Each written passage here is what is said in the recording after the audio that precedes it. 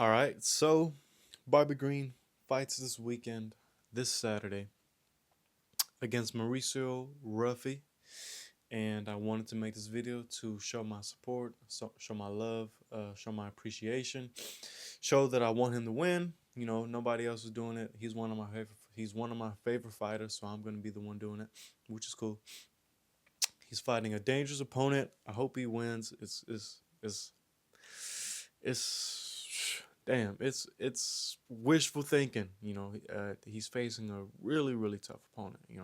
It's gonna be a rough one.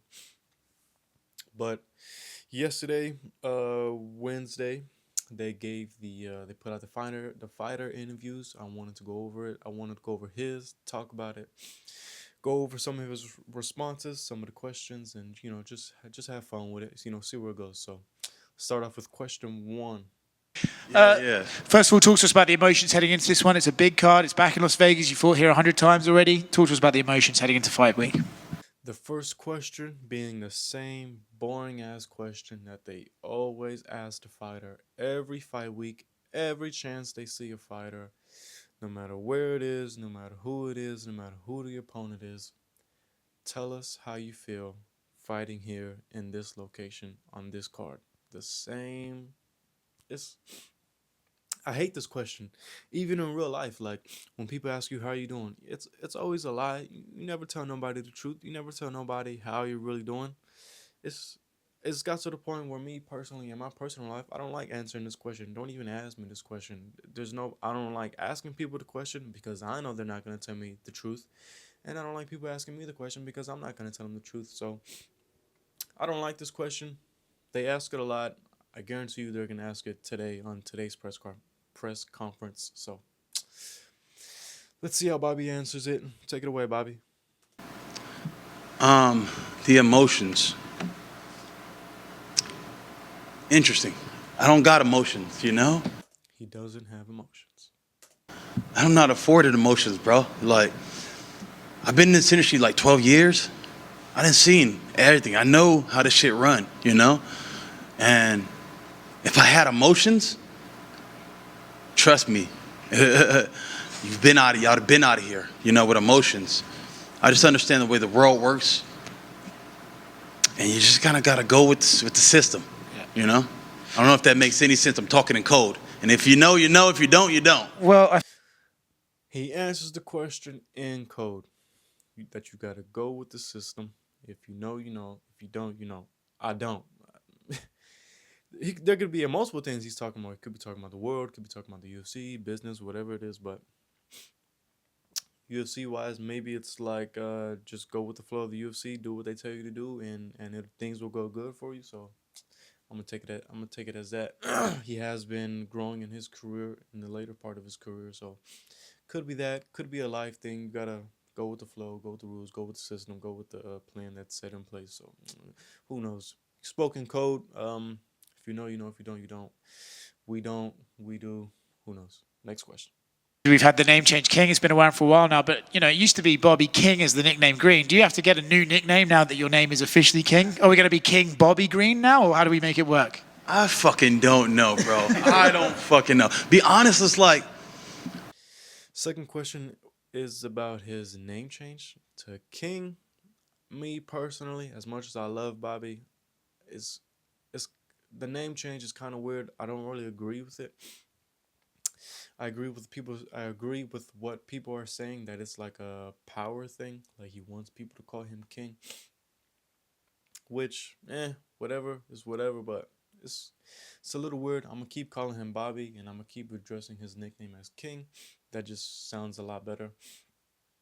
He does go into like a large rant about why he did it, and goes about owning his homes, taking care of people, having multiple houses, taking care of multiple people and stuff like that. So I guess in his world it makes sense to him, but to us it's a little weird. Eh, it's whatever. I'm gonna keep calling him Bobby.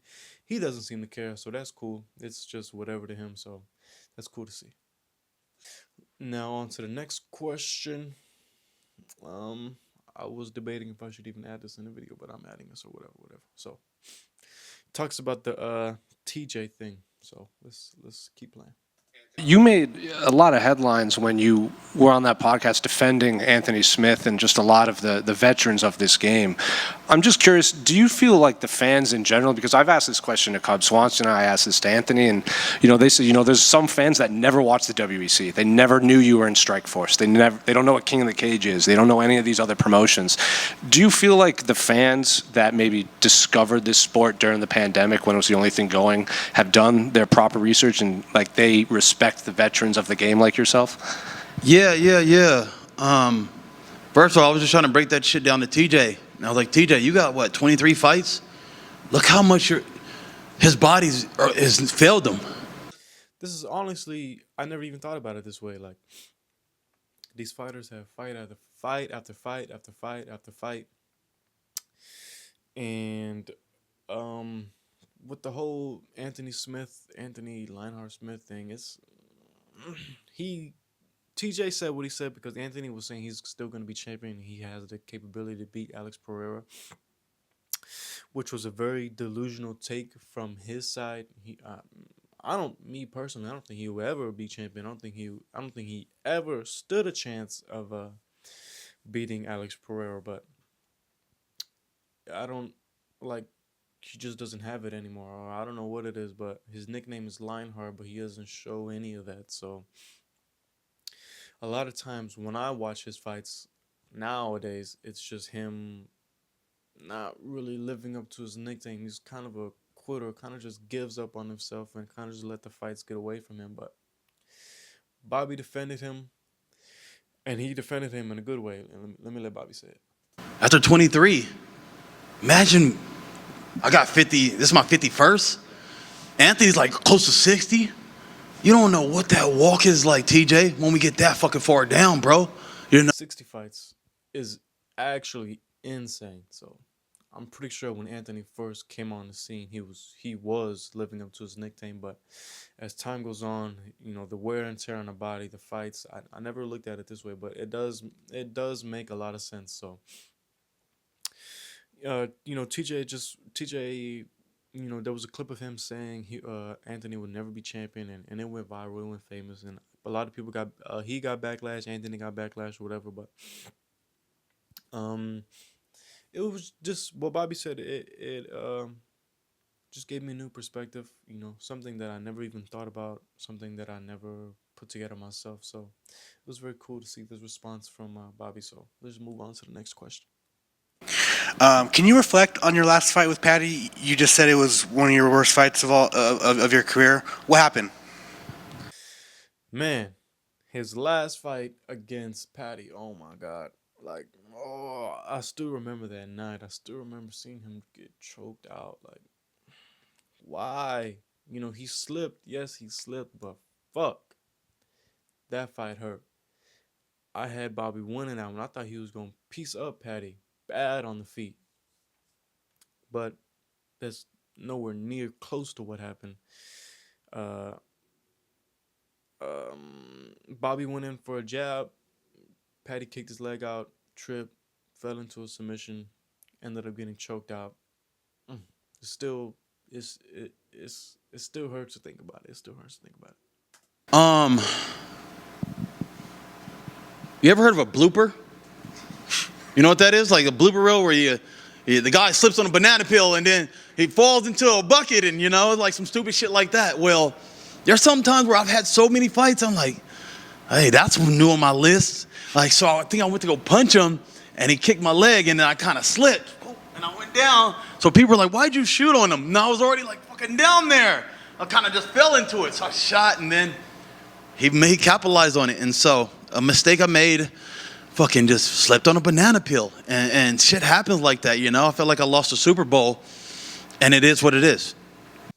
We lost Super Bowl, not just you, Bobby. We lost Super Bowl. That shit hurt. It hurt like fuck.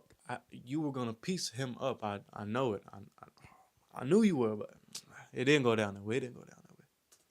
How much did that one hurt because of I guess there wasn't a lot of trash talk, but there was some heat. Yeah. I ain't gonna lie, bro. I'm gonna keep this shit real with you. That shit hurt real bad. Hurt real bad. Fuck. Is that like just thinking about it right now is irritating me. It's bothering me. Let me keep going. Let me keep going. You know, that shit hurt real bad. It's like because we were so and getting, you know, and I had to go all the way over his pond and deal with all the craziness, you know. I did it all and I put it all on the line. And sometimes you go for the. He did put it all on the line, talking a whole lot of smack, and when they stood in the cage, they went face to face and everything, and it still didn't. For the best, and sometimes you fall a little short, you know. King over here. Two quick ones to your right. Saw you run into former opponent Jalen Turner out there. How was that like? I want to say Jalen Turner, but I can't. It was even this one. This one hurt the most. Fuck the ref. I didn't look. I forgot. I wanted to look up the ref of this fight, but I forgot to before I started recording this video. But anyways, fuck that ref. Bobby, don't ever let him ref your fight again. Bobby, he wanted you to die that night. That ref was gonna let you die. Fuck him. There was no way in hell he didn't know that you were out. That fight took place in Austin. I live in Dallas, fucking Texas, and I saw that shit from here. From here. He was gonna let you die. Don't ever let him ref one of your fights again. Fuck no. Fuck him. I wanted to say same thing to Jalen, but Jalen was doing what he was supposed to do. It was all down to the ref. I don't know what the fuck he was saying. Fuck that ref. Keep it going. I told you I'm not no dick, bro. Like I'm not that guy, you know. It's just all love, you know. I'm happy for Jalen and everything he got going. I want to see him have success. You know, I love to see a black man get some money. You know, it's only a few of us in this division, so each one of us getting some shit, that's a blessing, you know. I want to see every black man be successful in the UFC. Next question. Next question. Ruffy and his whole team are undefeated in the UFC so far. What would it mean to you to be the one to hand the whole team that first L? For Bobby to win tonight and hand the Fighting Nerds their first L will be insane. It would be fucking crazy. I am on the Fighting Nerds hype train. They're almost taking everybody out. Gene Silva, this guy, Mauricio Ruffy, Kyle Barajo, and the dude in the welterweight division, Carlos Prates. I mean, they're putting everyone out. And this, for Bobby to do it, sounds impossible. Fucking impossible. But, am I delusional? Yes. I would be happy if Bobby just makes it to the decision and gives Ruffy a tough fight, a challenging fight. Even if he loses, I'll still be happy as long as he just gives Ruffy one hell of a challenge, one hell of a fight, and they get a fight of the night type performance. So if that happens, I'll be fine. And if I see Bobby get KO'd again, it'll hurt. But let me let Bobby take this one. It is what it is, bro. We're going to get out there and we're going to scrap. It's all in God's plans, you know. I like what they're doing as a team. I like how they move, you know, and I love their little swag. I keep seeing these fucking glasses everywhere and shit, you know. I like their swag, you know. They're doing their thing. Hats off to them. We come to fight, and when we lock in and we lock up, the better of the skills will prevail. The better the skills will prevail. Fuck, like, this is a dangerous opponent. This is one dangerous ass opponent. His hands, lethal. His striking on the feet, lethal. And with Bobby fighting with his hands down, it's a tough ask. It is a very tough ask. But I will still be rooting for Bobby no matter what happens. And like I said, as long as he just gives him a good fight, they have a good fight. He really challenges him and takes him all the way into the third round. Who knows what we're having. Mauricio seemed to slow down in his last fight against that one Mexican dude. So, and when Bobby took Rafael Fiziev to the third, Rafael was gassed out. Bobby won that third round. He was still putting it on Rafael. So a performance like that would be insane at this age. 36 maybe for Bobby, 37 maybe for Bobby. It'll be fucking crazy, but I'm rooting for him. Always will. He's a real one of the real ones in the UFC. I'm always gonna support that. A lot of them guys are weird. Bobby's one of the few, so I'm rooting for him this Saturday. I hope he wins, and I guess we will see. Thank you for watching.